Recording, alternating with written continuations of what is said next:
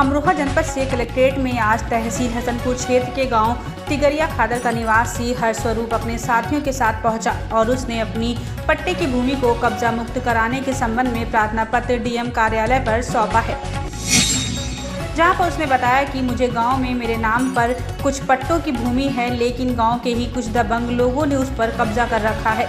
जब मैं उनसे अपनी भूमि को छोड़ने के लिए कहता हूं तो वो मुझे धमकी देते हैं और वो मेरे पट्टे की भूमि छोड़ने को तैयार नहीं है जो मेरे नाम पर है। इसलिए आज मैं डीएम कार्यालय आया हूं और मैं चाहता हूं कि मेरी पट्टों की भूमि को दबंगों द्वारा कब्जा मुक्त कराया जाए। जमीन का मामला है, हमारी ज़मीन दूसरे आदमी ने क्या रखी है। कलेक्ट्रेट बार एसोसिएशन ने मुख्यमंत्री को संबोधित ज्ञापन डीएम के त्रिपाठी को सौंपकर कहा कि कलेक्ट्रेट परिसर में काफी लंबे समय से अपर जिलाधिकारी न्यायिक का पद खाली चल रहा है, जिससे न्यायिक कार्यों में कमी आ रही है। उन्होंने कहा कि कलेक्ट्रेट मुख्यालय पर 3 उप जिलाधिकारी अतिरिक्त हैं, इनमें से एक उप जिलाधिकारी को न्यायिक पद पर तैनात किया जाए, जिससे न्यायिक कार्य में तेजी लाई जा सके। डीएम कार्यालय आए हैं, हमारे यहाँ अपर जिलाधिकारी और एसओसी बंदोबस्त काचीबंदी अमरोहा की 2 कोर्ट हैं, 2 पद हैं सृजित जिला अमरोहा में, लेकिन एक कोर्ट ही चल रही है, एक पद रिक्त है। एडीएम न्यायिक रिक्त है और प्रशासनिक भी चल रही है कोर्ट, लेकिन जो एसओसी हैं उनकी न्यायिक कार्य चल रहा है, लेकिन जो प्रशासनिक कोर्ट रिक्त है। तो हमने ये मांग की है कि दोनों कोर्टों में उनकी तैनाती कराई जाए, न्यायिक एडीएम की और एसओसी महोदय की। और एक कोर्ट होने से, एकल कोर्ट होने से भ्रष्टाचार बहुत बढ़ रहा है।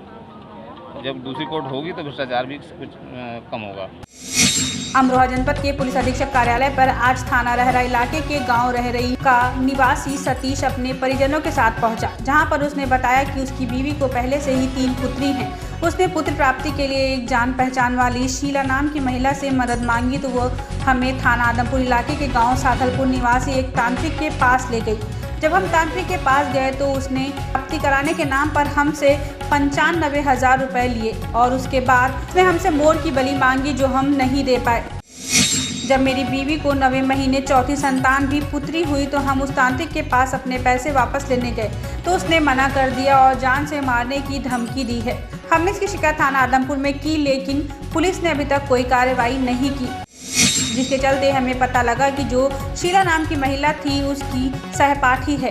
शीला नाम की महिला अब हम पर थाना रहरा में छेड़छाड़ का झूठा आरोप लगाकर फंसाना चाहती है ताकि हम तांत्रिक के खिलाफ कुछ कार्रवाई ना कराएं। इसलिए आज हम लोग एसपी कार्यालय आए हैं और हम इस मामले में जांच कराकर आरोपियों के खिलाफ सख्त से सख्त कार्रवाई कराना चाहते हैं। हमारे परिवार वाले हमारे घर वाले को बहका बतला के एक तांत्रिक के पास ले गए सातलपुर। कौन?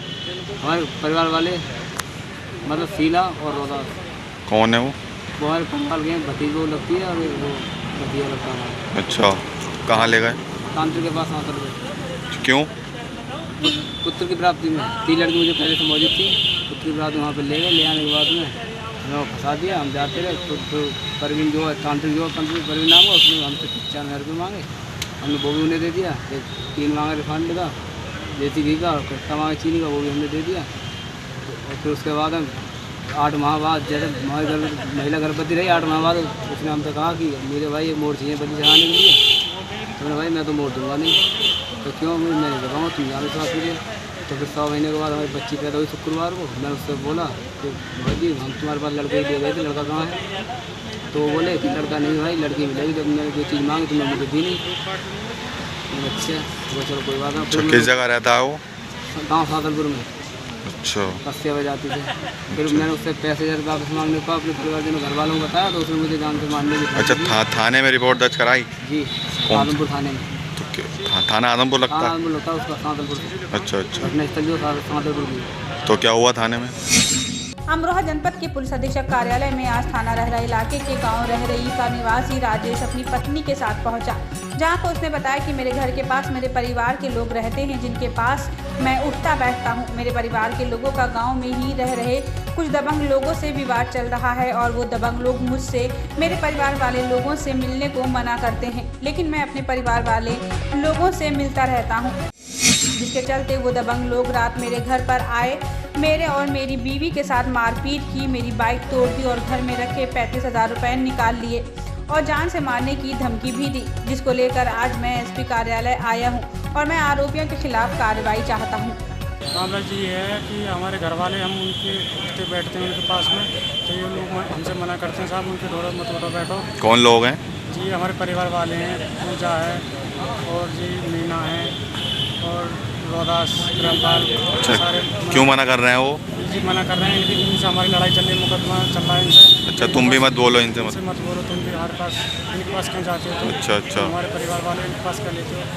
इसी के चलते हुए रात गाली गलौज होने के बाद भी इन्होंने हमारे घर पर आके बाइक तोड़ दी मेरी, 35,000 रुपये निकाल लिए, 2 चीज़ निकाल ली हमारे घर से और हमारे साथ हाथ लगा। अमरोहा जनपद के पुलिस अधीक्षक कार्यालय में आज थाना बसराइयों क्षेत्र के गांव ढयोटी निवासी जगजीवन अपने परिवार व ग्रामीणों के साथ पहुंचा और उसने अपने भतीजे की हत्या करने वाले आरोपियों के खिलाफ कार्रवाई हेतु ज्ञापन सौंपा है।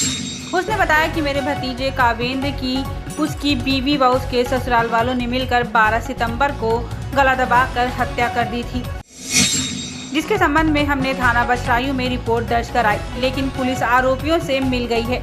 इस मामले में पुलिस ने सही आरोपियों को छोड़कर किसी और का नाम रिपोर्ट में दिखा रही है, लेकिन हम चाहते हैं कि उसके ससुराल वालों ने हत्या की है तो उन्हीं के खिलाफ कार्रवाई हो, किसी और के खिलाफ कार्रवाई ना हो। इसलिए हम लोग आज एसपी कार्यालय आए हैं। मामला ये है, मेरे भतीजे काविंदर सिंह की हत्या कर दी गई थी उसके ससुराल वालों ने। उसमें नाम दर्ज रिपोर्ट करी थाना बसराइयों मायके वालों के नाम, उसमें फेरबदल कर दी थाना बसराइयों।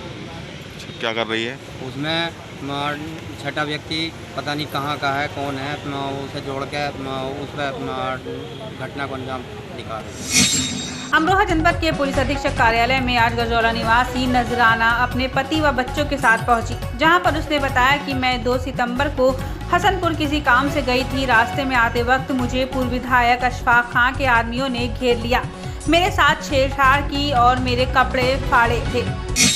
घटना के संबंध में मैंने हसनपुर कोतवाली में रिपोर्ट दर्ज कराई, लेकिन अभी तक पुलिस ने इस मामले में कोई कार्रवाई नहीं की है और मुलजिम लोग मुझे फोन करके बार बार जान से मारने की धमकी दे रहे हैं। इसलिए आज मैं एसपी कार्यालय आई हूं और मैं आरोपियों के खिलाफ सख्त से सख्त कार्रवाई चाहती हूं। बात यह है कि जब मैं हसनपुर से आ रही थी जुमरात बाजार से, उस समय मुझे मनोटा और हल्सिहाली के बीच में इन लोगों ने घेर कर 5 लोग थे, जिनका मैं 3 का नाम भी जानती हूँ। अशफाक विधायक पूर्व में जो रह चुके हैं, उनके भतीजे हैं गाजी, और एक का नाम गाजी है और एक का नाम वो है आजम है और एक का नाम वो है, इनका नाम जानती 3 जनों का, लेकिन 2 जनों के जो अज्ञात हैं उनका नाम जो है सूरज जानती थी।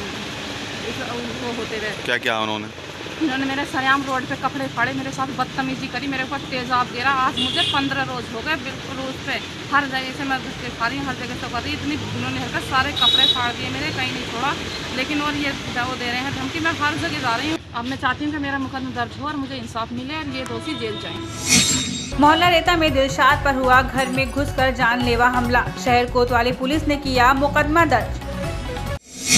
अमरोहा शहर कोतवाली क्षेत्र के अंतर्गत आने वाले मुरादाबादी गेट के पास स्थित मोहल्ला रेता के रहने वाले दिलशाद का कहना है कि बुधवार की आधी रात को मोहल्ले के शाहरुख, सलमान और उसका दोस्त आपस में झगड़ रहे थे, जिनको उसने समझाने का प्रयास किया तो तीनों ने उसके घर में घुसकर उसके ऊपर जानलेवा हमला कर दिया और बुरी तरह से पीट कर उसे लहूलुहान कर दिया।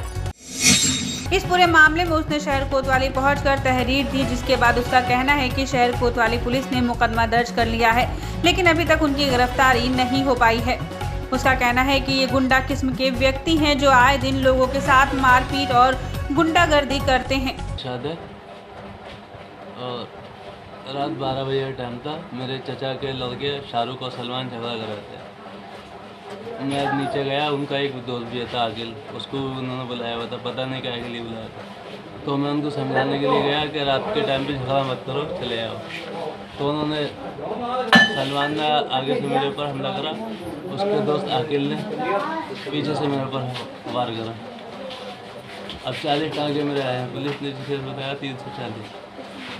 बताओ, ना ही कोई कार्रवाई हो रही। चाह रहा हूँ उनको गिरफ्तार किया जाए, मुझे इंसाफ दिया जाए।